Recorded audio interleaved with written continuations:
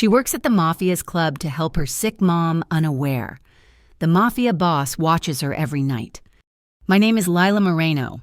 I'm 24 years old, and my life is measured in 8-hour increments spent inside the Midnight Ledger in Port Harrington, a city built on salt, rust, and secrets. The Ledger is the whispered confession booth. I'm a waitress, but mostly I'm the cashier. I handle the flow. The floor beneath my worn-out shoes throbs with a bass so deep it feels like a second. Heavier heartbeat. The air is a toxic mix, the sharp tang of gin, the heavy sweetness of spilled rum, the metallic ozone of the strobe lights, and the cloying cologne of men who believe they own the world. LEDs, sharp as scalpels, slice through the manufactured fog, painting faces in flashes of electric blue and blood red. I'm here for my mother, Anna. She has a rare autoimmune disease that eats at her nerves, the biologics that keep her hands steady enough to hold a cup. The injections that keep her breathing easy are astronomically expensive. So I breathe the smoke, I dodge the hands, and I count the money. The clientele is a dangerous cocktail. In Booth 4, slick businessmen in $1,000 suits murmur about shipping manifests and stock futures. At the bar, dock workers with scarred knuckles and dead eyes drink their paychecks, their loyalty bought and sold by the shot glass. I watch them all. In a small gray notebook zipped into the waistband of my apron, I track everything. Tips owed, tabs running high, the IOUs whispered when a card declines. I am the club's human calculator. And then there is the owner, Soren Cade. I've never seen his face. He's a ghost story the Ledger tells itself, the silent leader of the Cade syndicate. They say he doesn't walk. He carves a path through the air. They say he bought the Ledger not for the money, but for the information that flows through it. He exists only in the dark-tinted glass of the mezzanine office, a perch that hangs over the main floor like the eye of a predator. I've never seen him, but I feel him. I feel the weight of that unseen gaze every time I process a high-stakes payment, every time a fight almost breaks out before security glides in. He's the gravity that holds this chaotic room together. Tonight, the pressure felt different. Margot Finn, the night manager, gripped my arm, her nails digging into my skin.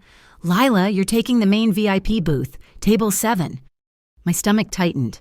"Margot, I'm running the cashier station. I'm slammed." "It wasn't a question," she hissed, her eyes like chips of ice. "It's a request. You handle it." I thought of the pharmacy notification on my phone. Anna's next shipment of medication was due in 1 week. If I missed the payment, the pharmaceutical company would halt the protocol. We'd lose everything. The floor vibrated. Fine, I'm on it. As I moved toward the velvet rope, the new bartender, Eli Park, tried to catch my eye. He'd been working here for 2 weeks, and his kindness felt wrong, like a flower growing on a slag heap. "That's a tough table, Lila," he said, wiping an already clean glass. "Heard you're pulling doubles. How's your mom holding up?" I froze. My breath caught. I never, ever talk about my mother at work. "How do you know about her?" He didn't flinch, but his smile tightened. "I overheard you on the phone last week, in the alley. Sounded rough. Just being friendly." My survival instinct, the one honed by a lifetime in Port Harrington, screamed. Eli had also asked me about my shift schedule twice this week. People who are too good in a place like this always have a reason. They are either a fool or a hook. I walked away without answering. Table 7 was Julian Crane, the port tycoon whose name was always whispered in opposition to Cade's. He owned the other half of the docks. He looked at me, his eyes slimy. "Well, what does Cade have working for him now? You look smart. Too smart to just be carrying drinks, little girl." He was trying to provoke me. I placed the coasters down, my hand steady. "Can I get you gentlemen another round, or will you be settling the check?" He wanted a reaction. I gave him arithmetic. He and his crew had consumed 12 top-shelf whiskeys, 3 bottles of champagne, and an appetizer platter. I calculated the total in my head, including the mandatory 20% gratuity. He sneered. but he wanted to look impressive. He threw a black credit card onto the tray. "Run it." I turned away, swiping the card at the station, and then it happened. The music, the constant oppressive bass, dipped. It didn't stop, but it lowered, as if the entire club had taken a sudden, sharp breath, a pocket of near silence that lasted only a second. Every hair on my arm stood on end. My gaze was pulled upward, a magnetic tug, to the mezzanine, to the dark glass office. The ambient light from the bar below caught a shape, a silhouette, a man standing, perfectly still, looking directly down at me, not at the chaos, not at Julian Crane, at me. Soren Cade. I couldn't see his face. I didn't need to. I felt the focus of his attention like a physical weight, a pressure on my chest. My heart stuttered, a painful, awkward skip against my ribs. Then the music slammed back to its full volume, and the shadow was gone.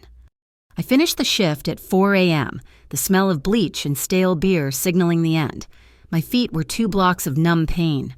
Rowe, the enormous security guard at the employee exit, who I'd never heard speak more than one word, stepped into my path.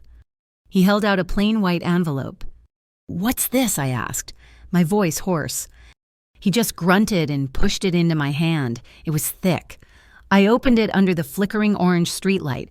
Inside was a stack of cash, hundreds, easily enough for 2, maybe 3 months of Anna's medication.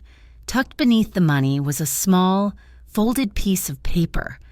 It bore a logo, MOTU, Metropolitan Organized Threat Unit, a federal acronym. Someone had taken a thick red pen and drawn a violent X through the official seal. Below the logo, written in sharp, angry script, were 6 words. "Don't trust anyone with a badge." The walk home was a blur. The cold, salt-heavy wind from the harbor whipped my hair across my face, stinging my eyes. Our apartment was dark. I found Anna asleep in her recliner, a heavy blanket pulled up to her chin.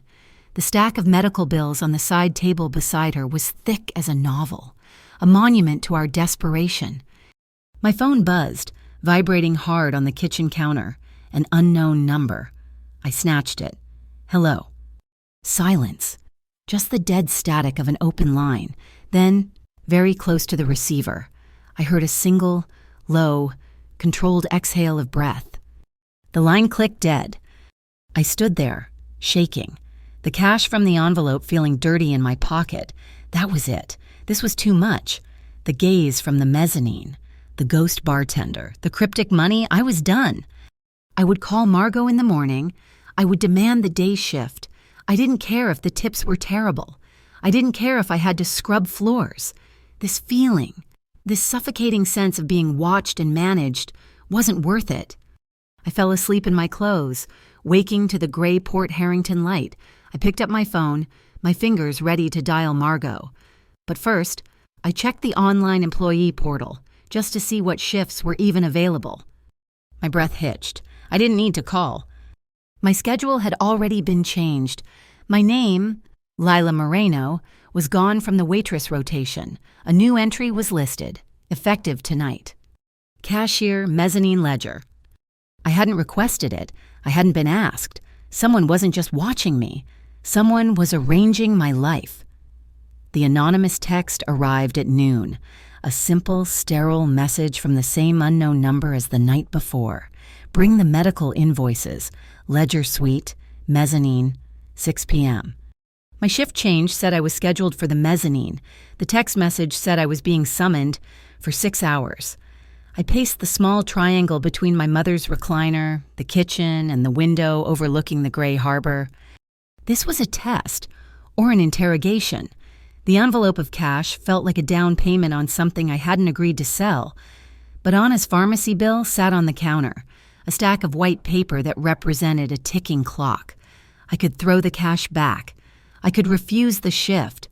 And in 2 weeks, I could watch my mother's hands begin to tremble again. At 5:45 p.m., I grabbed the stack of invoices. Desperation was a key, and it had just unlocked a door I promised myself I would never open. The main floor of the ledger was still quiet, the calm before the nightly storm. The air smelled of lemon polish and stale whiskey. I walked past the bar, ignoring the way Eli's head snapped up, his eyes tracking me as I pushed through the discreet door marked private and climbed the carpeted stairs.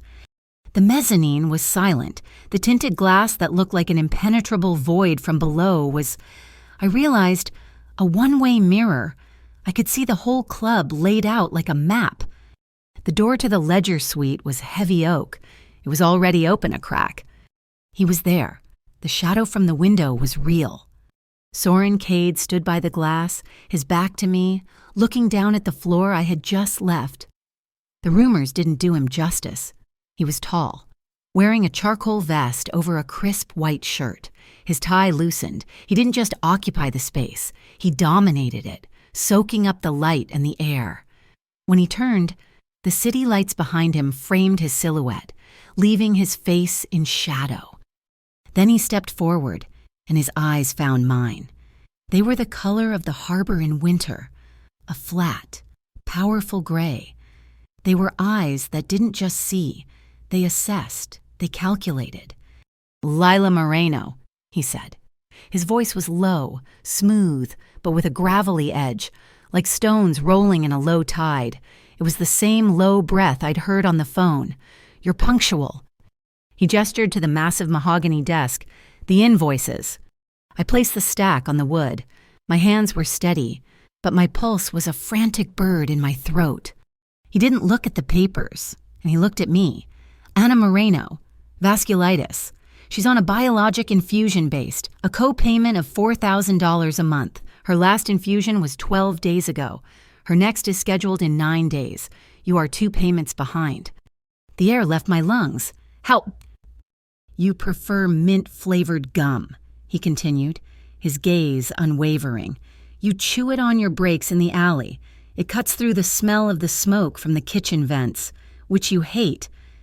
I felt exposed, as if the walls of my life had been replaced with glass. "I have a proposition. Miss Moreno, your current position is terminated." My stomach dropped. "You're firing me." "I'm promoting you." He moved to the desk, his presence radiating a clean, sharp scent of cedarwood and something metallic. "The position is ledgerist. You will no longer serve drinks. You will no longer interact with the clientele. You will work from here. You will analyze the flow, all of it, the cash that comes in, the payments that go out, the discrepancies in the inventory. You will report only to me." He paused, letting the silence stretch. "The salary is triple what you make now, including tips." I knew a trap when I saw one. And what else? "A new benefits package. Full medical coverage for you and your mother. It's through a private insurer, Aurora Mutual." Aurora Mutual. I'd never heard of it. It sounded expensive, exclusive, and completely fictitious.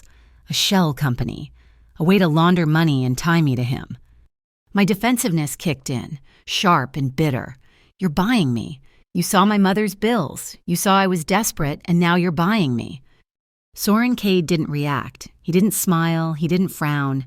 His stillness was more unnerving than any threat.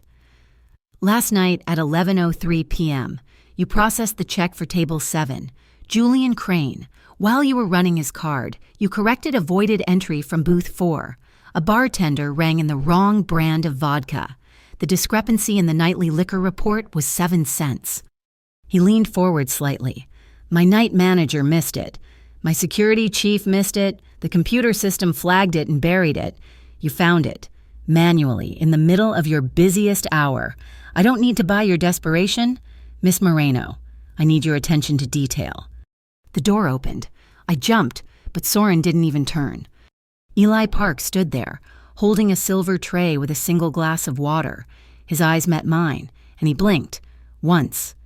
Twice. A rapid, intentional signal. Warning, danger. Soren Cade looked at Eli, but his gaze was vacant, as if looking through him at the wall behind. "We are concluded here. Park." Eli's friendly bartender mask was gone. His face was hard. "She looks like she could use some water, boss." "Let her choose," Soren said, his voice dropping an octave. The air crackled. I was standing between two apex predators, one hidden and one obvious. I looked at Eli. "I'm fine. You can go." Eli held my gaze for one more second, a look of profound disappointment, before he nodded and backed out, closing the door with a soft click. I turned back to Soren. The power dynamic had shifted. He had shown his hand. Now I would show mine. "I have conditions," I said, my voice firmer than I felt. He inclined his head. "Go on." I don't touch the guests. I don't entertain them. I don't get involved in whatever else happens on the floor." I chose my next words carefully. My work is purely professional. Numbers. That's it. I don't want to know about anything else, and I will not be involved in violence. He watched me, his gray eyes searching mine. "Agreed. With one addition, you will provide absolute honesty." "I'm always honest." "You're resourceful," he corrected. "That's not the same thing. You will be honest with me. You will report what you find. All of it, not just what you think I should know. If Eli Park approaches you again, you tell me. If Julian Crane sends you a drink, you tell me. If a federal agent flashes a badge."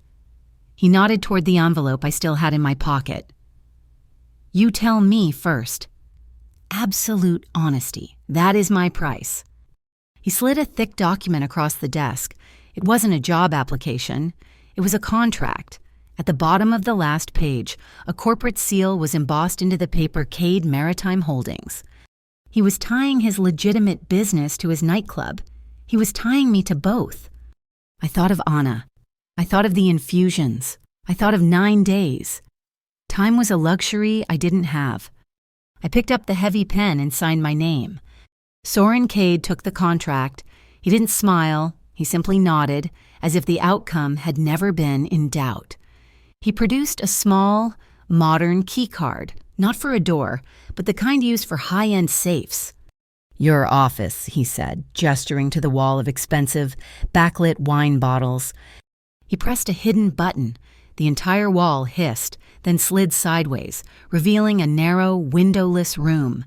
It was a compact fortress, a bank-grade money counter, a digital safe built into the wall, and a workstation with 3 monitors displaying a complex web of spreadsheets and security feeds. "This is the club's brain," he said.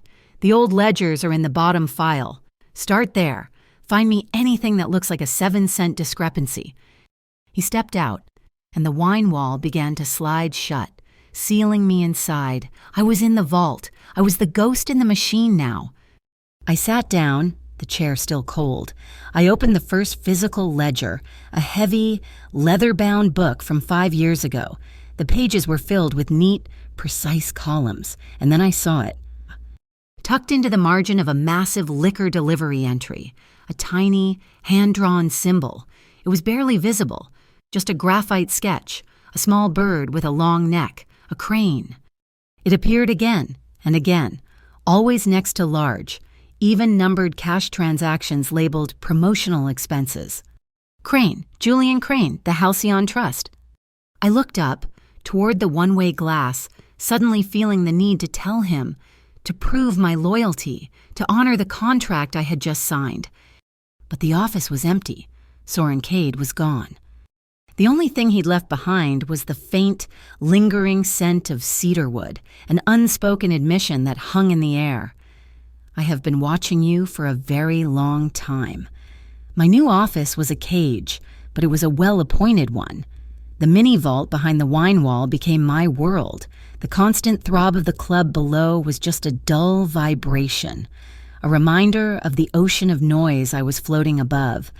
I was the ledgerist. I established a rule on day 1. Soren Cade got the digital truth, but I kept the paper one. I ran 2 sets of books. The first was the official digital ledger, tracking every bottle of vodka, every high rollers tab, every cash drop. This was for Soren. The second was my own, a small, gray notebook, just like my old one. This was for me. I recorded every anomaly, every surge in profit, every transaction that felt wrong. I started with the crane symbol, the little graphite bird in the old books. I cross-referenced the dates of those promotional expenses with the new digital system. The pattern held. But now I had access to more data. I pulled the public shipping manifests from the Harrington Port Authority for the past 5 years.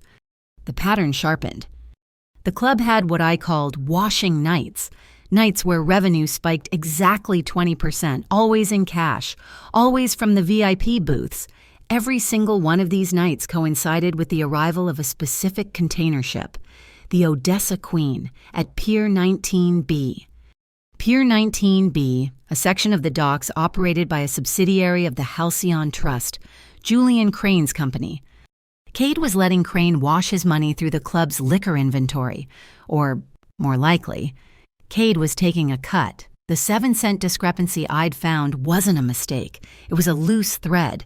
Now I was pulling it, and I was terrified of what was attached.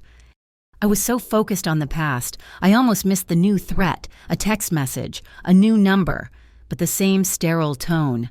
FRCB, Federal Revenue Crimes Bureau. We want to meet 8 a.m., Northbreaker Pier. I smelled the trap before I even finished reading the message. The feds didn't text. They didn't arrange quiet chats on windy piers. They kicked in doors. This was a setup. Someone wanted me in the open. Someone wanted to see who I was working for. I deleted the message. I didn't have to wait long to find out who. Eli Park cornered me in the employee parking garage after my shift. The air was cold, smelling of old rain and diesel. "You got the text," he said. It wasn't a question. "I don't know what you're talking about." I kept walking. He moved in front of my car, blocking me. His friendly bartender act was gone. His eyes were hard, tired, and desperate. "My name is Eli Park. I am a special agent with the Federal Revenue Crimes Bureau." The text was from my handler. He's getting impatient. The blood drained from my face. The too good bartender. The hook. He had been planted here to watch Cade. "You used me," I whispered, the words catching in my throat. "You asked about my mother." "I'm trying to help you," he hissed, keeping his voice low. "We know what you're doing for Cade. We know he pulled you upstairs. We don't want you. Lila, we want Crane. He's running a massive laundering operation through the port, and Cade is his bank. Help us tie Crane to the pier, and you and your mother walk. Full protection, a new life, new identities, the best medical care in the country. All legal."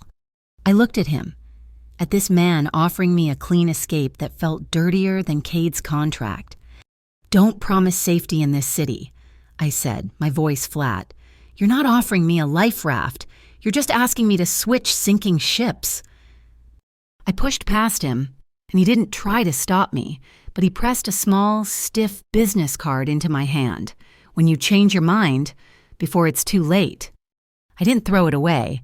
I tucked it into the false bottom of my purse. The club's internal politics were just as dangerous. Maeve Talbot, Cade's head of security, found me by the vault door the next night. She was tall, impeccably dressed, and moved with a silence that was deeply unsettling. She was beautiful, and she looked at the world as if she were deciding where to make the first cut. "I saw you in the garage with Park," she said. Her voice was a low monotone, devoid of inflection. "He's a problem." She stepped closer, invading my space. She smelled like gunmetal and expensive, sterile soap. A piece of advice: Ledgerist, if you choose Cade, you choose him completely. There is no half in. Half in gets you thrown from a pier. Remember that. She didn't wait for a reply. She just glided away, a folded knife in a silk suit. The pressure came to a head that night. I got a call from the hospital.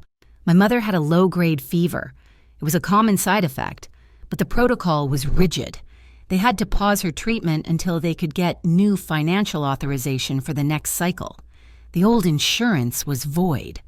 Panic, cold and sharp, seized my chest. This was it, the moment of truth. My hands were shaking.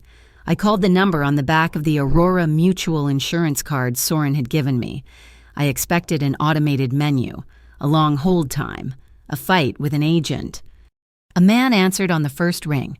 His voice was calm, professional, Aurora Mutual Benefits. How may I assist you? My name is Lila Moreno. My mother, Anna, is at Port Harrington General. They need a pre-authorization for her next infusion. One moment, Miss Moreno. I heard quiet typing. Ah, yes. We see the query from the hospital's billing department. It was flagged by our system. My heart sank. Flagged, is there a problem? No problem at all, he said, his voice still perfectly level. It's just been approved. The funds have been cleared. Her treatment can proceed immediately. Is there anything else I can help you with tonight? I hung up the phone. My entire body was trembling. It had taken 10 minutes. not 10 days. 10 minutes. This wasn't insurance. This was a private bank. Soren Cade hadn't just given me a job. He had made himself the single, absolute source of my mother's life. The golden handcuffs weren't just on my wrists. They were around my neck. I went back to the vault, a cold fury burning through me. I wasn't just Cade's ledgerist. I was Eli's target. I was Maeve's warning. I was a pawn. I ran a deep diagnostic on the club's point-of-sale system. Eli was FRCB. How was he getting his intel? If he was planted, he was reporting. I found it, buried in the subroutines of the network, a ghost protocol, a small, elegant piece of code that scanned for transactions linked to the Halcyon Trust, bundled them, and sent them to an external IP address, deleting its own activity log afterward. It was a digital tap. I traced the packet's origin. It wasn't coming from the main server. It was coming from a single terminal. Bar 3. Eli Park Station. I found him in the main cold storage, stocking vodka. The hum of the fans was loud, and the air was so cold our breath plumed in front of us. You're skimming data from the POS, I said. He dropped a crate of vodka. It shattered on the metal floor, the smell of alcohol instantly filling the frozen air. What are you talking about? Bar 3, I said, walking toward him. A self-deleting packet sniffer. You're building your case against Cade, but you're using my bridge to do it. You're trying to burn me. I stepped right up to him, my fury making me reckless. If you're going to burn my bridge, Eli, you better at least let me place the explosives. He looked at me, his face a mask of regret. This bridge was never going to last, Lila. Perhaps. A new voice cut through the cold, but you won't be the one to light the match. We both spun around. Soren Cade stood in the doorway, blocking the light from the hall. He was perfectly still. His face was a mask of cold, lethal calm. He hadn't been on any camera feed. He had just appeared. He had heard everything. His gray eyes locked onto Eli, but he spoke to me. You have 72 hours, he said, his voice a low, dangerous rumble. Give me the name of the man inside his organization, your new friend's handler. 72 hours, Lila, or this entire situation changes. He didn't take me to an interrogation room. He didn't have Roe drive me to a dark pier. His black sedan, silent as a shadow, cut through the city and climbed. We ascended Beacon Row, the streets growing cleaner, the air thinner, the lights sharper as we left the grit of the harbor below. The elevator opened directly into his penthouse.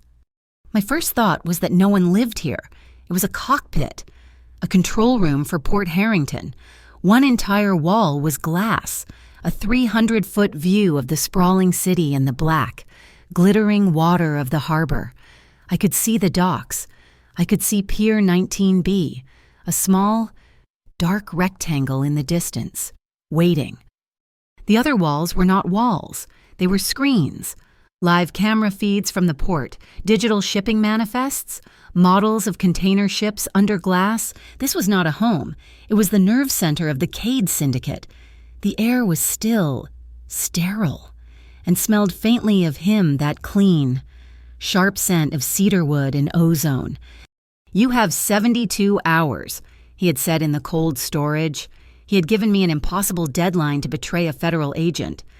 But here he did not mention Eli. He did not mention the FRCB. Sit, he said. His voice was quiet, the command soft. I did not sit. I stood in the center of the vast, empty room, a soldier on enemy territory. He moved past me to a kitchen that was all stainless steel and black marble. I watched him. Every nerve ending pulled taut. I was waiting for the threat, for the vice to tighten. Instead, I heard the click of a kettle. He came back a few minutes later. He was holding one white ceramic mug. He held it out to me. I didn't take it. I stared at the steam rising from it. I could smell it. Mint. Not just any mint. It was the specific, sharp, slightly sweet brand I bought from the corner bodega, the one I chewed in the alley to get the smell of smoke and despair out of my throat. He hadn't asked. He didn't need to. He knew the name of my mother's disease. He knew my 7-cent calculations, and he knew my brand of tea. This small, domestic gesture was more disarming than any threat. It was a strategic move, aimed at a vulnerability I didn't even know I was showing. I felt my defenses crack. "Why?" My voice was rough. He set the mug down on a low table. He turned to the window, a dark silhouette against the universe of lights. "Why what?" "Lila." "Why me? You have a dozen managers. You have Maeve, your executioner. Why pull me from the floor? Why give me the keys to the vault?" He was silent for a long moment, just watching the city breathe below him. Maeve sees threats. My security team sees exits. My managers see profits. He turned his head, and in the dim light, his gray eyes found mine. "You see the rhythm. You watch the room. You count the heartbeat of this entire club better than anyone else counts the money. I don't need another soldier, Miss Moreno. I need a conductor." As if his words had been a command, the world ended. The penthouse plunged into absolute, suffocating darkness. The maps vanished, the camera feeds died, the hum of the servers, the whisper of the ventilation, the faint sound of the city itself, all gone. A rolling blackout had hit Beacon Row. The only light was the city itself, a million pinpricks of glass and electricity far below us, reflected in the massive window. We were floating in a black sky, suspended above a river of stars. I didn't breathe. I couldn't see him. I could only feel him. I heard a quiet shift of leather, a single, soft footstep on the hardwood floor. He was closer. I could feel the heat radiating from him in the sudden, absolute cool of the room. He stopped beside me, not in front of me, not looming. He stood next to me, shoulder to shoulder, as if we were both observing the same phenomenon. Then, his hand came up. It moved slowly, deliberately through the darkness. He didn't grab my arm. He didn't touch my face. He placed his fingers, just the tips, lightly on my elbow. It was a question, not a claim. The touch was so light, a mere suggestion of contact, that I could have pulled away with the smallest flinch. I did not flinch. My body, of its own accord, leaned into the touch, just a fraction of an inch. It was the only answer I had. His shoulder was warm against mine. His breathing was slow and even, a steady anchor in the sudden, silent void. We just stood there, two shadows against a sea of light. I turned my head. In the faint starlight filtering through the glass, I could just make out the hard, clean line of his jaw. He was already looking at me. I gave a small nod. It was barely a movement, but in the stillness, it was a shout. It was consent. The kiss was nothing I could have anticipated. It was not the kiss of a tyrant, not the brutal possession of a mafia boss. It was slow. It was uncertain. It was soft. It tasted of the peppermint tea on my lips and the cold, controlled strength that was uniquely him. It was a question. It was a discovery. His other hand moved, not to my waist, not to pull me closer, but to the small of my back. It rested there, a solid, respectful weight, a point of anchor. His fingers didn't move, didn't explore. They just held. They respected the barrier of my clothes, a simple, grounding touch that sent a shiver through my entire body. It was the strangest, most terrifying sensation I had ever felt. I felt safe. I broke the contact first, but only by an inch. My forehead rested against his. I had to say it. I had to know. "Don't buy my life with hospital bills." I whispered into the dark. I felt his breath against my skin, a low rumble in his chest. I'm not buying, Lila, I'm committing. A second later, as if summoned by his vow, the power surged back. The screens flared to life, the lights in the kitchen snapped on, the hum of the apartment returned, flooding the room with sterile, artificial light. The moment was shattered. He didn't pull away. He eased back, creating a half-step of space between us. He left the air breathable again. His face was unreadable, his gray eyes back to their normal, calculating calm. "Tomorrow," he said, his voice once again the voice of the boss. "You'll see why I watched you every night." It was a dismissal. The strategy, it seemed, had been explained.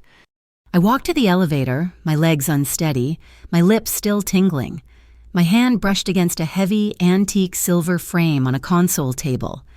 It was an old photograph, sepia-toned and formal. 3 young men, looking impossibly severe, stood on the deck of a ship. Soren was one of them, younger, harder, his eyes already ancient. They wore matching private naval uniforms. At the bottom of the frame, a small brass plaque was engraved with 2 words, "Non solus." My high school Latin was rusty, but I knew what it meant, not alone. I looked back. Soren Cade was standing at the window, a silhouette of power, watching the harbor. I stepped into the elevator. I understood. This wasn't a contract. It wasn't bondage. It was an invitation, an alliance. And I had just formed an alliance with a hurricane. The kiss in the penthouse changed the gravity. The 72-hour deadline remained. But the context was different. It was not just a threat. It was a test of the alliance. The next morning, Maeve Talbot found me. She did not knock on the hidden vault's wall. She simply appeared when I opened it. A silent phantom in a perfect suit. She held out a black keycard, heavier and thicker than my own. "This opens the sub-level archive," she said, her voice flat, devoid of emotion. "The paper ledgers? Pre-digital?" She looked at me, her dark eyes like polished stone, reflecting nothing. "Soren thinks the rod is digital. I think it is older. If there is an insider, the trail starts in the ink." It was a test. She was giving me the tools to investigate her, the old guard, or she was leading me into a trap. I took 2 hours off that afternoon. The Aurora Mutual card was a magic key. Anna was sitting up in the infusion chair, her color better than I had seen it in a year. The clinic smelled of antiseptic and the faint, sweet smell of the medication. Dr. Evans, a man perpetually harried, looked at her chart with something approaching awe. "It is miraculous, Lila," he said, pulling me aside into the hallway. "The inflammation markers are down 80%. This drug, this protocol, it is working faster than I have ever seen." My mother watched me over the doctor's shoulder, her gaze too knowing, too sharp. She waited until the nurse left the room to check the IV drip. "Lila," she said, her voice quiet but strong. "This is a gift, this life you are giving me." Her eyes searched mine. "Are you paying too much for it?" I looked at her steady hands, the life returning to her face, and I thought of Soren Cade's gray eyes, of the penthouse floating in the dark, of the contract I had signed. I could not answer. I just kissed her forehead and said I had to get back to work. I used Maeve's keycard that night. The sub-level vault was cold, the air thick with the smell of dust, aging paper and mildew. It was a library of sins, rows and rows of heavy, leather-bound ledgers stretched into the dim light. This was where the Cade Syndicate had been born. I was supposed to be looking for Maeve's ink trail. I was still trying to figure out Eli's angle. My deadline was closing in. I heard a sound, a soft click. Not a footstep. It was the sound of a camera shutter, dampened. I moved down aisle 4, my hand closing on a heavy metal hole punch, the only weapon available. I found him. Eli Park. He was hunched over a 2018 ledger, the exact year of the crane symbols. He was not writing. He was not reading. He was just staring. I moved closer, silent. He was wearing contact lenses. As I watched, he blinked deliberately, and a faint blue light pulsed from the edge of his right iris. He was digitally photographing the pages. I could have screamed. I could have hit the silent alarm right by the door. Maeve would have been there in 30 seconds. Soren would have been there in 10. Instead, I stepped out. "You are going to ruin your eyes doing that, agent." He spun around, fumbling the massive ledger. It slammed shut, sending a cloud of dust into the air. He ripped the contacts from his eyes, his face pale with panic. "Lila, you cannot... I need a name," I said, blocking his exit. "You have 10 seconds. Your handler, the one who sent you." "You are making a mistake," he stammered, scrambling to his feet. "Cade is the target. We can protect you. You and your mother. Just walk out of here with me." "The name," I said, my voice cold. "Dead." He saw the look on my face, the look that said I did not care about his mission. "Agent Kincaid, FRCB, that is who you call.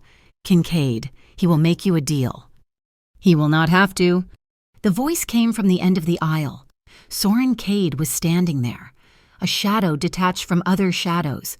He had moved through the locked vault without a sound. His gaze was not on Eli. It was on me. Eli looked at Soren, then at me, and his shoulders slumped. He was caught. I did the only thing I could. I stepped sideways, placing myself physically between them. Soren's eyes narrowed, a flicker of cold surprise. "He is a Fed," I said, my voice echoing slightly in the paper tomb. "He is small fry. He is a tool. He's not your real problem." "He's a rat in my house," Soren said, his voice dangerously soft. "And you are swatting at rats when the wolf is at the door," I countered, my heart hammering.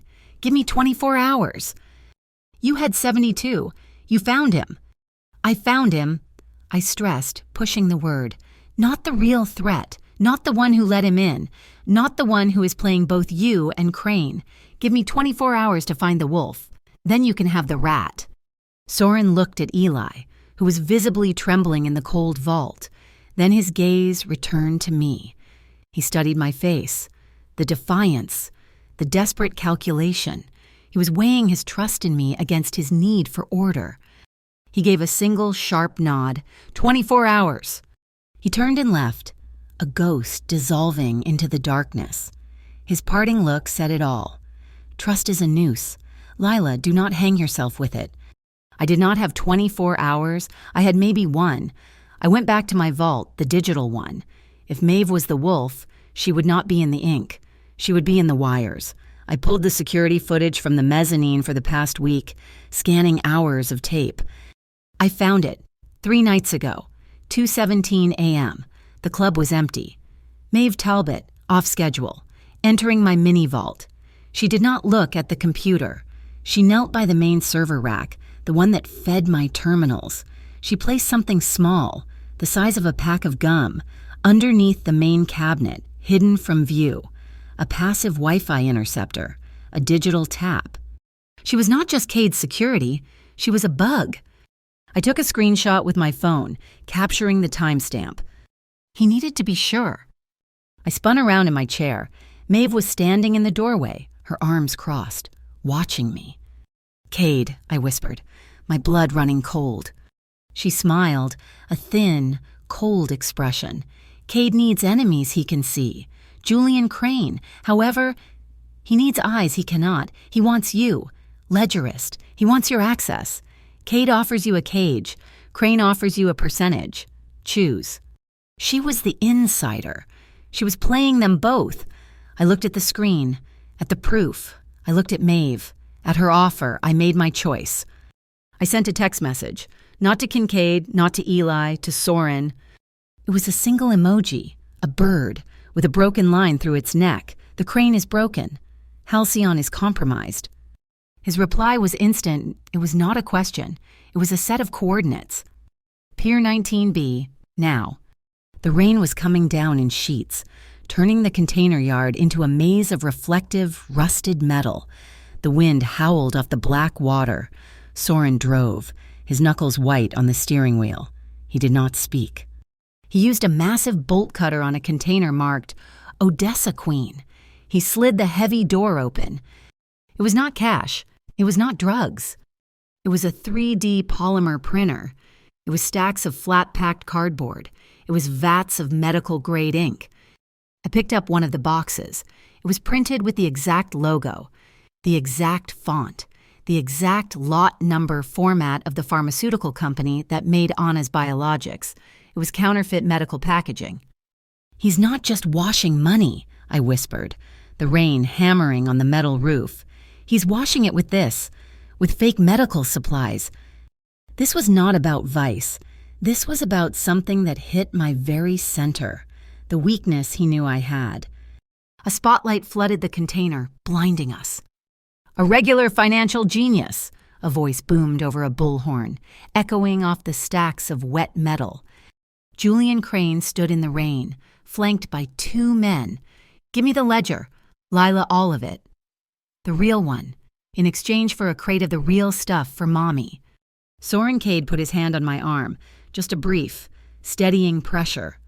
Then he let go. It was my decision. The rain was a solid wall of sound, hammering on the metal roof of the container, turning the world into a percussion instrument. Julian Crane's spotlight pinned us, 2 specimens in a glass jar. Soren hadn't moved. He had let go of my arm, giving me the floor. The choice was mine. I stepped forward into the edge of the blinding light, my hands raised slightly. "You want the ledger, the one that links you to Pier 19. B, you can have it." Soren's head moved, a sharp 1/4-inch turn. I could feel his disapproval, his confusion. Crane laughed, a wet, ugly sound that was swallowed by the storm. "Just like that, you fold." "I am not folding," I said, my voice cutting through the rain. "I am making a business transaction. I have a copy. It has all the dates, all the transfer codes, all the shipping manifests you are so proud of. It is everything the feds would need to seize the Halcyon Trust by morning. I will trade you that copy for the crate of medicine, the real medicine, for my mother." Julian's smile was a slash of white in the darkness. He gestured to one of his men, who tossed a heavy wooden crate at my feet. It was stamped with the legitimate pharmaceutical logo, and the original. "The original stays with me," I said, "as insurance. You come after me, my mother or him." I jerked my head towards Soren, and the original goes public. "This way. We both have leverage." Crane barked another laugh. "Cade taught you how to play chess. Little girl smart," he nodded. "Bring me the drive." I did not have a drive, but I had my gray notebook, the paper one. I had spent 2 hours creating a near-perfect fabrication, filling it with just enough real data to be believable but not enough to hang Soren. I pulled it from my waistband, sealed in a plastic bag. As I walked forward, I saw a flicker of movement in the shadows behind Crane's men. It was Eli. He was crouched behind a stack of pallets, his phone out. He had a channel open.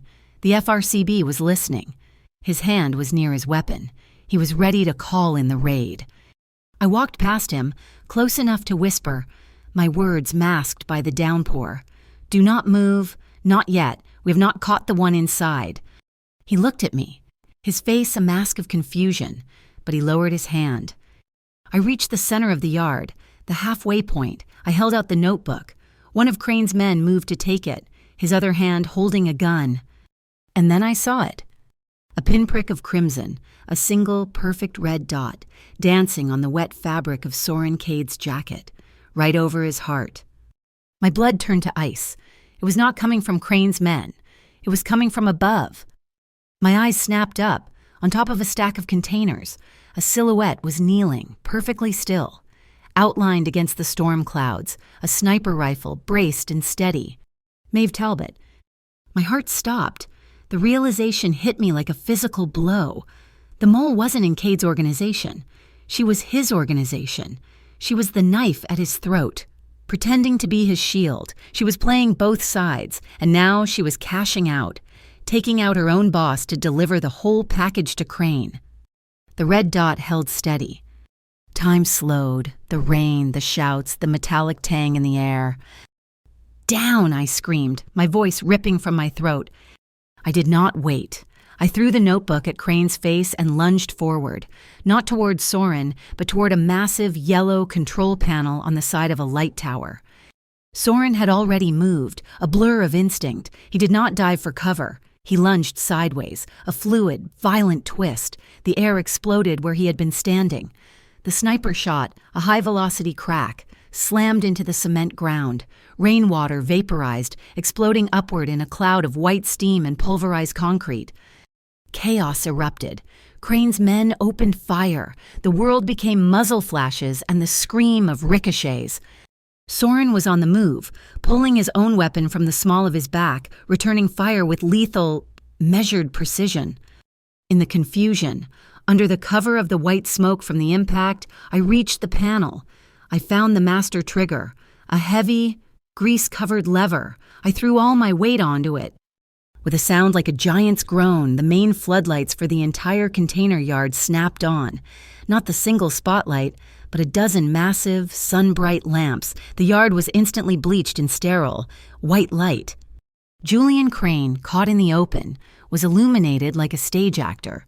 So was his car, a black sedan parked hastily by the gate, and so was its license plate. From the shadow of a container, I saw Soren Cade pause his reload. He looked at the lit-up license plate, then at me, huddled by the light panel.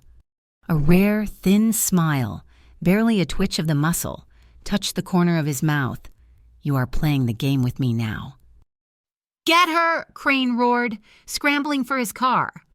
Another shot came from the rooftop, but it was wild. I had ruined her night vision. Maeve was gone. The silhouette vanished back into the storm. Soren did not chase her. He grabbed my arm. "We are leaving." "She is getting away," I yelled. "If she runs, we see her supply line," and he bit out, pulling me toward his sedan. He grabbed the crate of medicine with his other hand, a move of impossible strength, and threw it into the back. Julian Crane's tires squealed as he fled the yard. His parting words were ripped away by the wind, but I heard them. The next playground, Cade Lake Haven Stadium, where you looked for glory.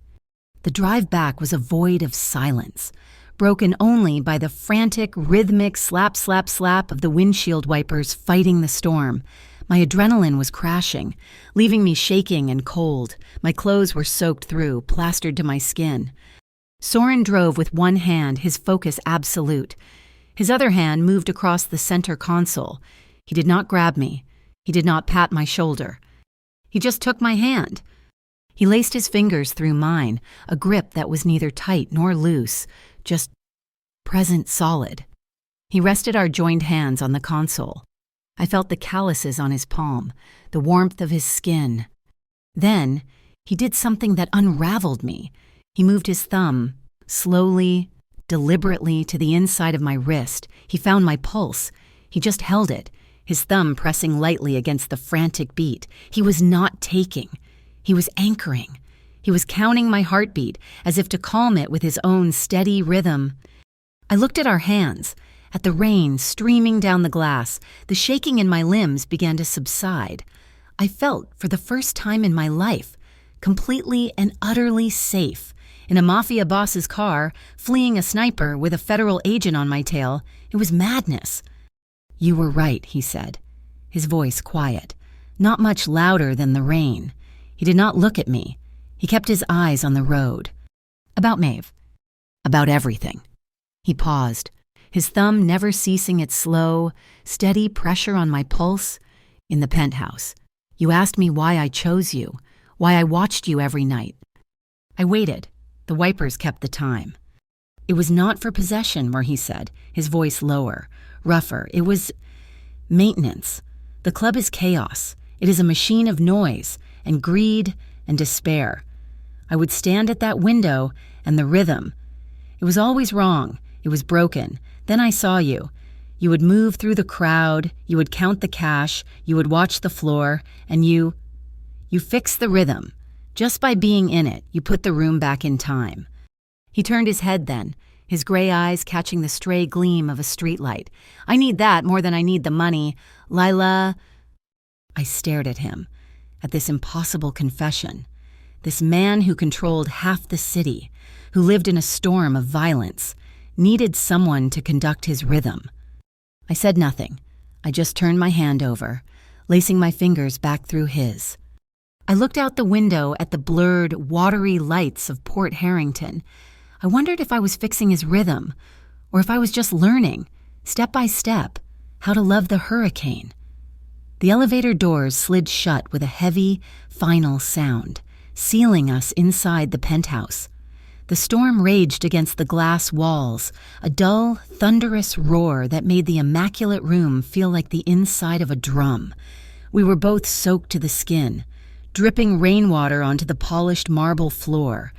Soren did not turn on the main lights. He moved through the shadows of his cockpit, his wet shoes silent. He hit a switch, and the gas fireplace hissed to life, a low ribbon of blue flame that quickly warmed to orange. The sudden light cast our long, distorted shadows across the floor. He looked at me. I was trembling. A deep, shuddering tremor I could not control. It was the cold. It was the adrenaline from Maeve's bullet. It was the impossible confession in the car. He disappeared into the darkness of the apartment and returned a moment later with 2 thick white towels, impossibly soft. He had shed his own soaked suit jacket. His white shirt was plastered to his chest, and his dark hair, free of its usual control, was a chaotic mess, plastered to his forehead. He looked younger, more human, and infinitely more dangerous. He held one of the towels out to me. I took it, my fingers brushing his. The contact was a jolt, a low-voltage shock that had nothing to do with the storm. I stared at the towel. I did not want comfort. I wanted an anchor. I let the towel fall to the floor. Before I could second guess, before the lifetime of fear and caution could scream at me to stop, I stepped forward. I took his hand, not his hand, his wrist, a deliberate, claiming grip. His skin was warm. I pulled his hand to my chest and pressed his palm flat, right over my heart. My heart was a frantic, trapped bird, hammering against my ribs, shouting my truth against his skin. Thump, thump, thump. It was the only sound in the room besides the fire and the rain. Soren froze. His entire body went rigid. He could feel it. He could feel my terror, my exhaustion, my desperation, and the terrifying, fragile thread of my trust. His gray eyes, so often like cold steel, were dark, wide, and focused entirely on my face. He did not speak, but his gaze was a question. "Are you sure, Lila?" I nodded, just once. A clear, definitive, absolute yes. He did not hesitate. He leaned in, and the second kiss was a covenant. The first, in the blackout, had been a tentative discovery. This was an acceptance. It was slow and deep and sure. It tasted of rain and the clean, sharp scent of him. His other hand came up, not to my waist, but to my shoulder. His fingers spread wide, a solid, grounding pressure, as if to hold me steady. We were a clumsy, cold mess. Our soaked clothes were a barrier, chilling us both.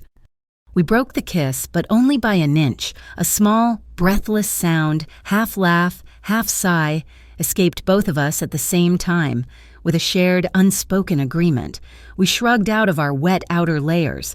My jacket, his vest, they hit the marble floor with a heavy, wet thud. He did not release me.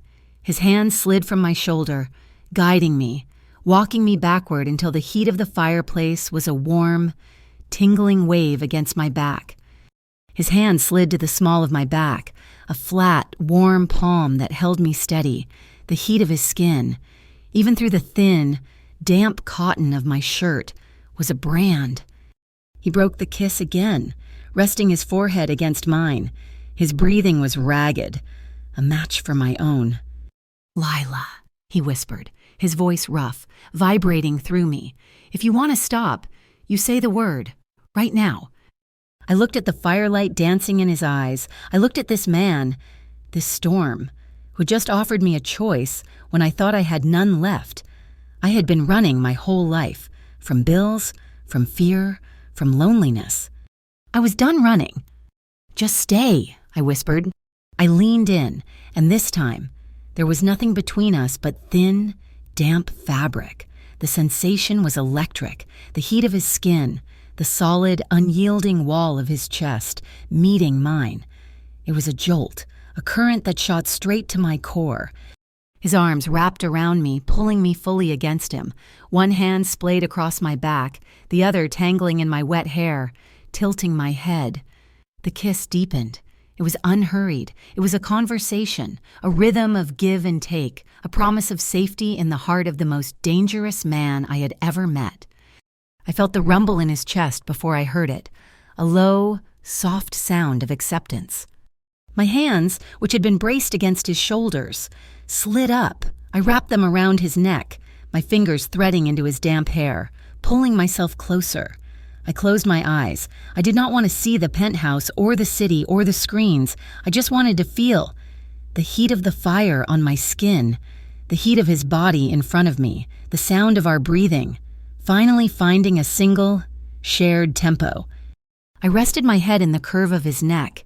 His skin was warm and tasted of salt in the storm. He just held me. His lips moved against my temple, my hair. Lila. It was not just my name. It was an oath. It was the sound of a lock, old and rusted, finally clicking into place. I responded by tightening my grip, trying to erase the last fraction of an inch between us, filling the hollow, aching part of me that had been carved out by a lifetime of fear. I was filling it with him, with this dangerous, impossible trust. We stood there for an eternity, two survivors anchored to each other. The storm raged outside the glass, but in here, there was only the sound of the fire and our breath. Eventually, the trembling stopped, replaced by a deep, bone-weary exhaustion. We did not move to the bedroom. We sank onto the low, deep couch near the fire. He pulled a dry cashmere blanket from the back of it, heavy and warm, and draped it over us both. I curled against his side, my head finding the natural place on his chest. His heart, I noted, was finally beating as fast as mine, or maybe mine had finally slowed to match his. His hand was in my hair, his fingers idly, slowly tracing patterns on my scalp. A comforting, mindless touch. We were both drifting, the adrenaline, the fear, and the profound warmth pulling us under. His voice was a low rumble against my ear, his lips brushing my forehead. Tomorrow is the operation. Lake Haven, he paused, his hand tightening slightly. I will not let anyone touch you. I tilted my head back, my eyes heavy, looking up at the strong line of his jaw, now softened by the firelight. That includes you, I said, my voice soft but unbreakable. I let the words hang in the warm air. Unless I let you. I felt the vibration before I heard it, a low, quiet chuckle deep in his chest, a sound of pure, unadulterated respect. He pulled the blanket tighter around my shoulders. Outside the glass, Port Harrington slept, oblivious, under a sky washed clean by the rain, in the penthouse, by the dying fire. Our hearts beat as one, synchronized, ready for the final storm. The calm of the penthouse after the storm was a strategic operations center. The promise of the night before, the warmth and the safety, had crystallized into a cold, shared focus. Lake Haven Stadium. Julian Crane's parting words had not been a threat. They had been an invitation to his own execution. He is arrogant, I said, pacing in front of the window, the city gray and recovering in the morning light. The screens in Soren's apartment were no longer showing shipping manifests. They showed blueprints of the abandoned Lake Haven Stadium. He called it his place of glory. He's not just setting a trap for you. He's building a stage. He will leak the meat to the press. He will leak it to the FRCB. He wants a public crucifixion. Soren watched me, his face impassive. He wants to be seen taking me down. Exactly. He will offer you compensation documents for the pier debacle, but he is really offering you a cage. He wants the FRCB to raid the stadium and find you holding the evidence of the Halcyon Trust, the evidence of the counterfeit medical operation. But I will not be holding that ledger. Soren said. It was not a question. No, I said. I held up two items. In my left hand, a simple USB drive. In my right, my old gray notebook. This drive contains a fabricated ledger. It's filled with just enough data to be credible, but every transaction is routed through Maeve's offshore accounts. It paints her as the sole partner to Crane. Julian will accidentally send this file to the FRCB. You. I looked at him. Will be at the stadium to recover your stolen property, the contaminated, worthless medical packaging that Julian plans to plant on you. You are not a conspirator. You are a victim. I picked up Eli's burner phone. It was time to move the next piece. I dialed the number for Agent Kincaid. He answered on the first ring. Park, is it done? This is not Agent Park, I said, my voice cold and flat.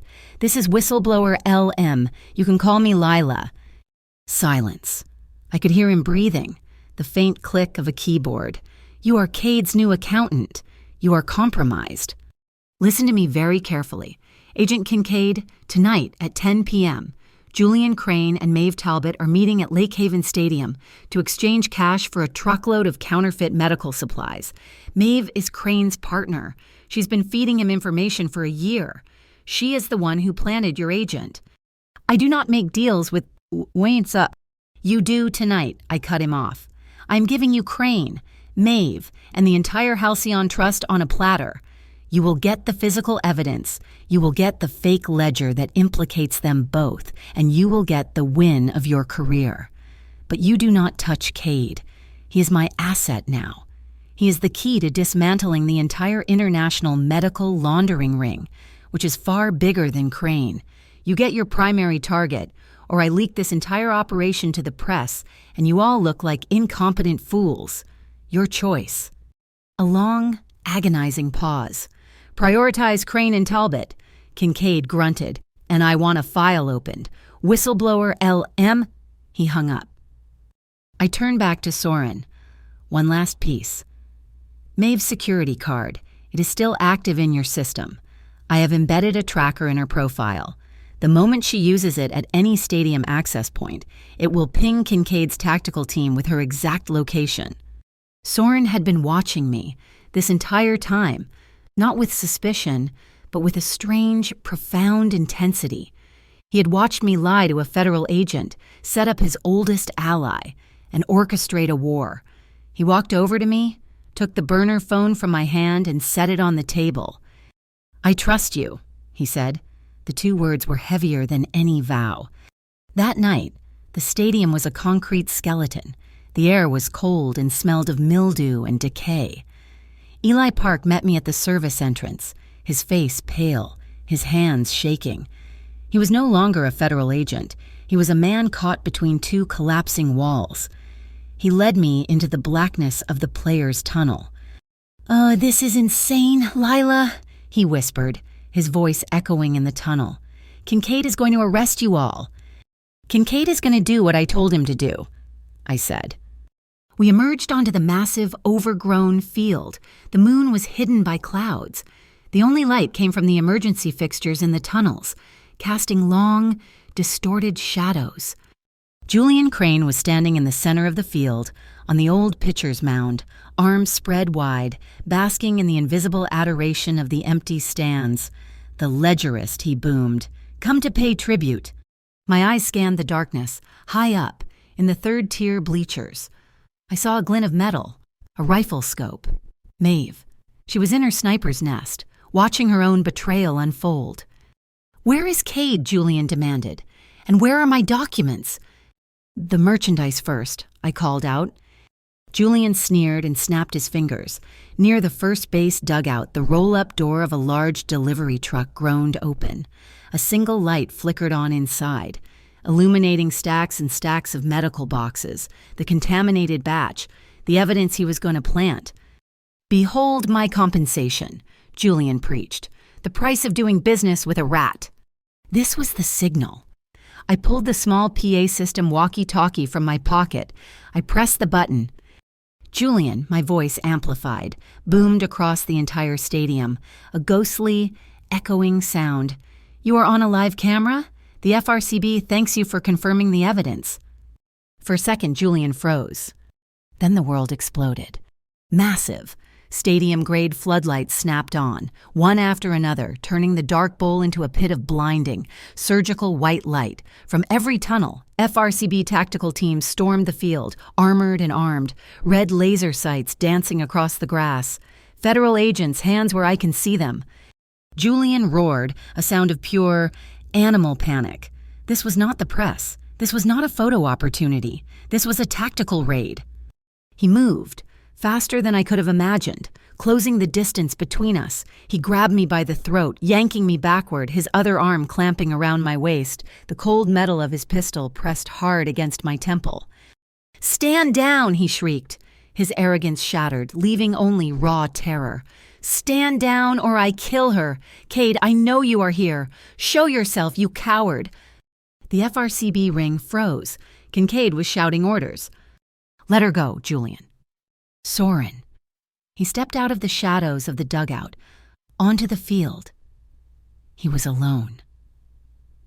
His hands were empty, held open and wide. He was not looking at the FBC. He was not looking at Julian. He was looking only at me. "It is me you want," Soren said, his voice calm, walking slowly onto the grass. "Let her go. I have the real ledger, the original. It is all yours." He was offering himself to the feds, to Julian, to save me. Julian's face split into a triumphant, grotesque grin. He had won. Crack! A single, deafening gunshot echoed through the stadium. It was not from the feds. It was from the bleachers. Maeve. A warning shot. It impacted the dirt 3 feet in front of Soren, exploding turf into the air. The stadium dissolved into chaos. The feds opened fire. Eli screamed my name and tackled me to the ground. The pieces were scattered. The final, bloody move of the game had begun. Julian's grip was iron, his body a wall of pure panic. The pistol was cold steel against my temple. His breath was hot and sour in my ear.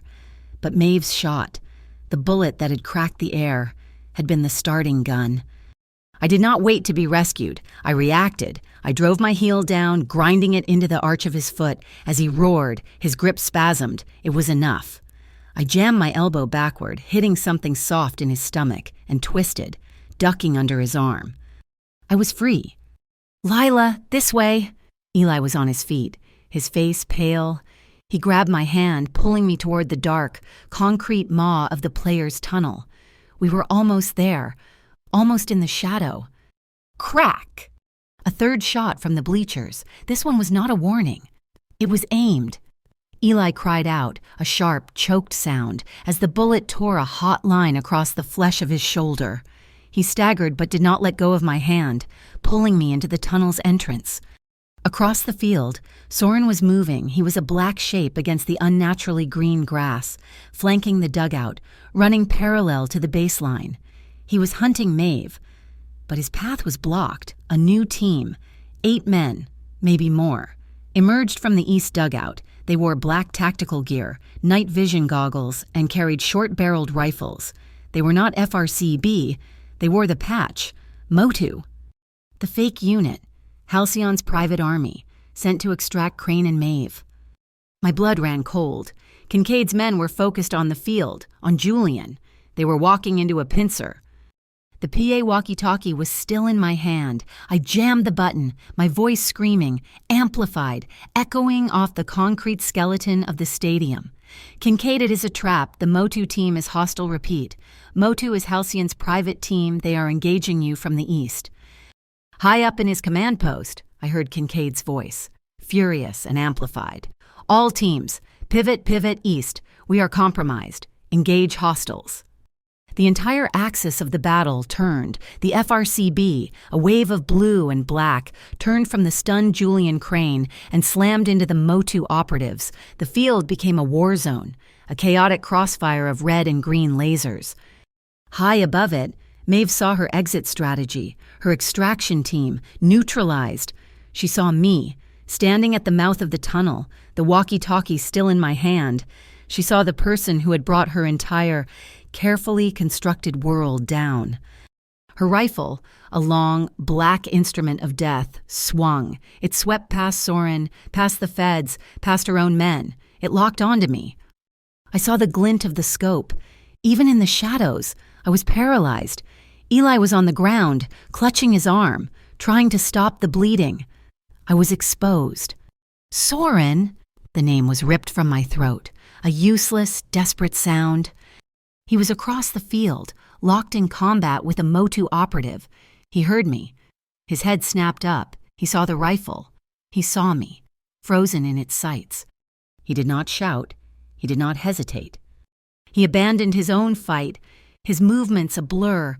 He sprinted, crossing the open ground in a desperate, lung-bursting run, launching himself through the air. He was a projectile, a shield. He crashed into me, a solid, unmovable force, knocking me backward into the concrete wall of the tunnel.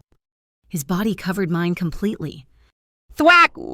The sound was obscene, a heavy, wet, dull impact, like a sledgehammer hitting a side of beef.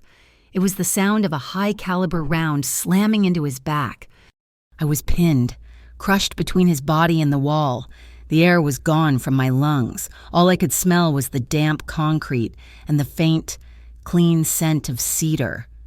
He was groaning, his breath coming in short, harsh gasps against my neck. "Soren!" I cried, my hands scrambling over his back, expecting to feel blood, to feel the exit wound. "You are hit! Oh God, you are hit!" He pushed himself off me, just enough to breathe. He was pale, his eyes wild, his chest heaving. "Are you—" he gasped. "Are you hurt?" "Me, you were shot." He turned, his back to me. His jacket was torn, but underneath, strapped to his torso, was a thin, black, glistening plate of composite armor. The bullet was lodged in it, a deformed piece of metal. It was internal gear, syndicate-level protection. He looked at me over his shoulder, his eyes dark with adrenaline, locking onto mine. I promised. Maeve was reloading. She was furious. She was exposed. I pulled out my phone, my fingers. Slick with Eli's blood, flew across the screen. I opened the file, Maeve Talbot, Access, XZ. I hit Activate, the tracker I had embedded in her security profile. The one she thought was just a key card, went live. "Kincaid," I yelled into the walkie-talkie. "Maeve is in the third-tier bleachers, section 112. Her beacon is active. Now." A high-pitched whine cut through the gunfire. An FRCB tactical drone, hovering above the stadium, zipped over the field. It locked onto her position, bathing her in a spotlight so bright it was like the sun. "Drop your weapon, you are surrounded." Maeve snarled, a cornered animal. She ripped a small, black vial from a pouch on her tactical vest and bit down hard, a data wipe, a cyanide pill for her digital life. She was too late. I had mirrored her entire hard drive 3 hours ago. "If I am going down, I am taking you all with me." Julian Crane was on his feet, a gnawing scrambling back to the dugout. He had lost. He knew it. His hand held a small, black detonator. The whole East Stand is rigged, a failsafe, a parting gift. Eli, bleeding heavily, saw him. He launched himself forward, a desperate, clumsy tackle. He did not go for the man. He went for the hand. He clamped his fingers over the detonator, his nails digging into Julian's skin, prying at the trigger. It was a gruesome, close-quarters struggle. "Lila!" he screamed. I knew the blueprints. I had the PA. Soren the East Stand breaker main power panel, home dugout. Soren did not ask why, and he was already moving. He slammed into the dugout, found the gray, metal box. He ripped the cover off and slammed his fist into the main emergency kill switch. With a sound like a dying giant, the entire east half of the stadium plunged into total darkness. The floodlights died. The power was cut. The detonator was useless. It was over. In the chaotic, disorienting half-light, a dozen FRCB agents swarmed Julian, kicking the useless detonator away. The sound of heavy-duty zip ties being cinched was the punctuation mark.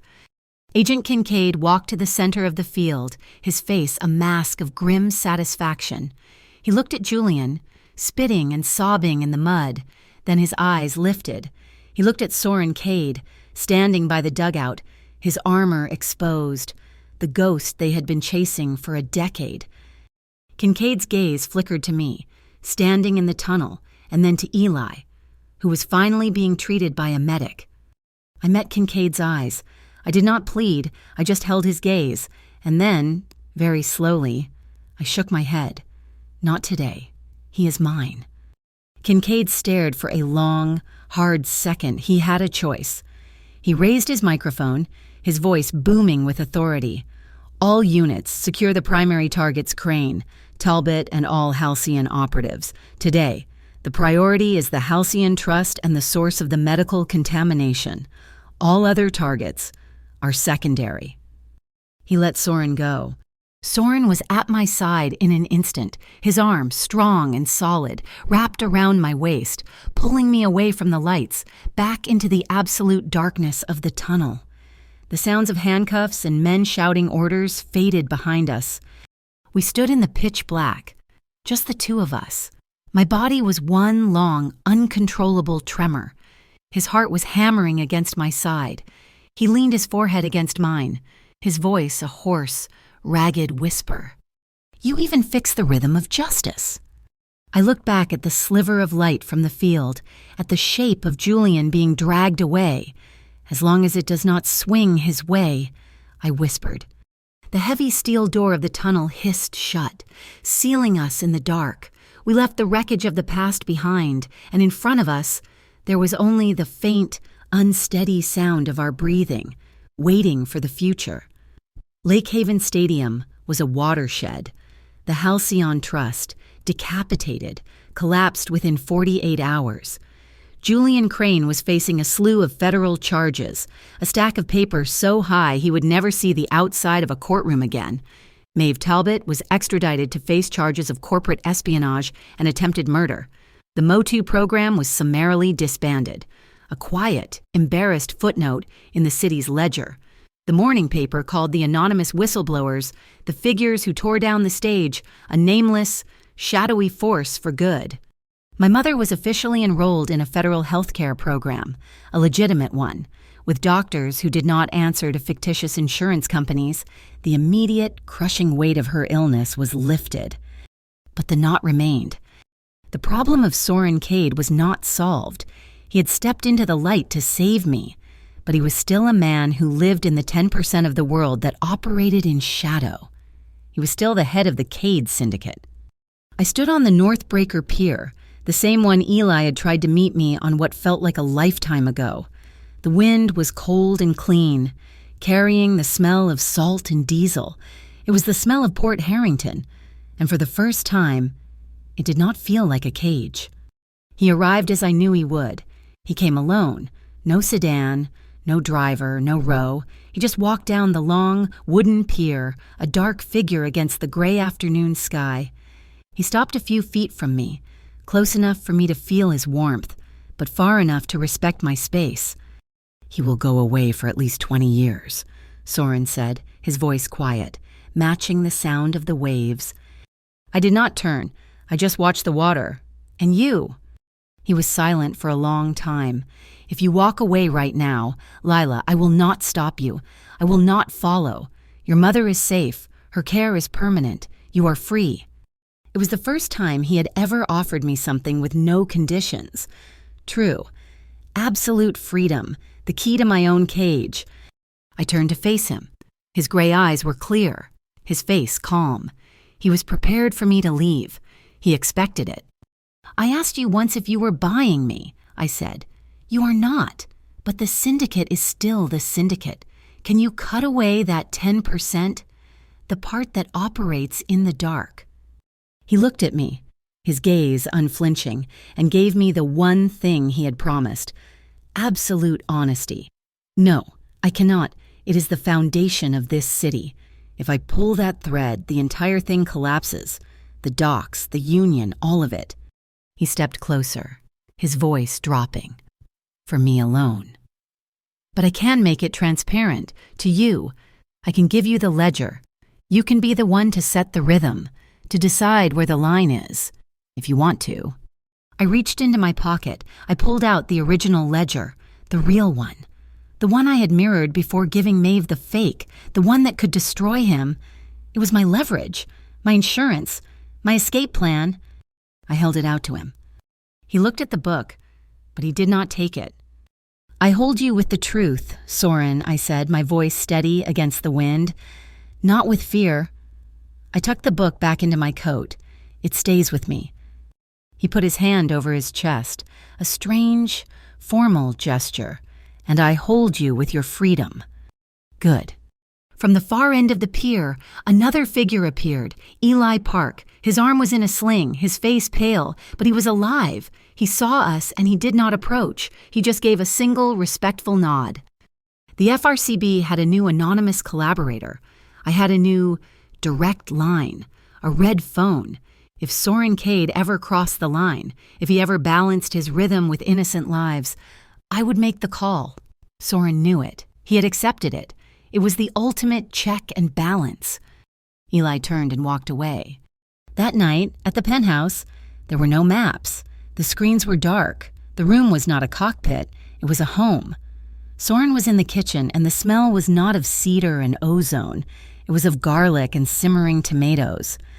He had made pasta, a simple meal.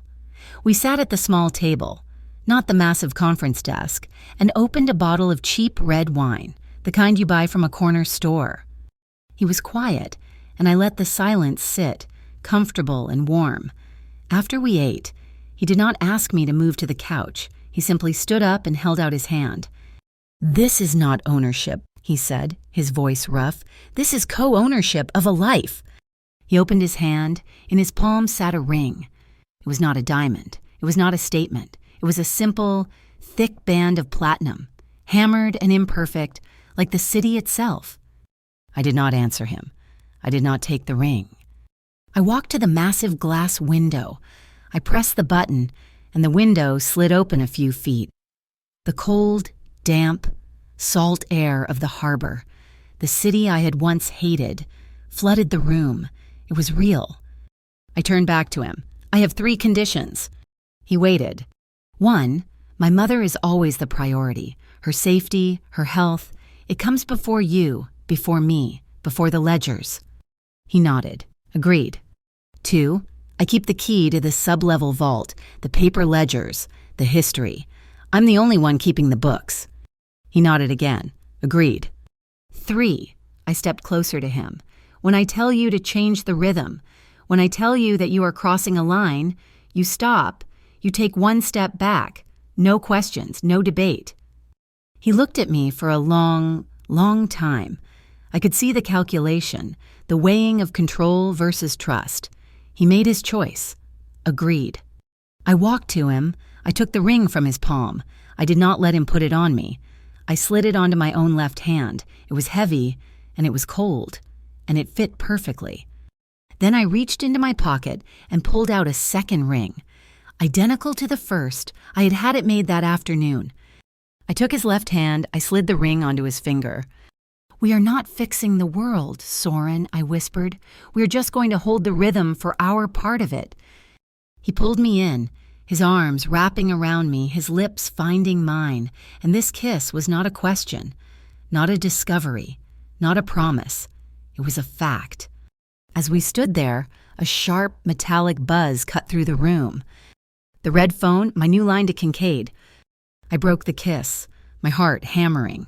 I walked over and picked it up. A single text message glowed on the screen. "New shipment, counterfeit biologics. Same shell company as Halcyon. Different port, they are testing us. Orders." I looked at the message. I looked at Soren, who was watching me, his face impassive. He did not move toward the phone. He did not try to see the message. He just asked one question, "Your decision, Lila." I looked at the phone. At this first test of our new world, I could let it go. I could let him handle it, his way, in the dark, a quiet threat on a pier. I made my choice. "Block the shipment," I said, my voice clear and strong. "Notify the FRCB and release the entire ledger for that shell company.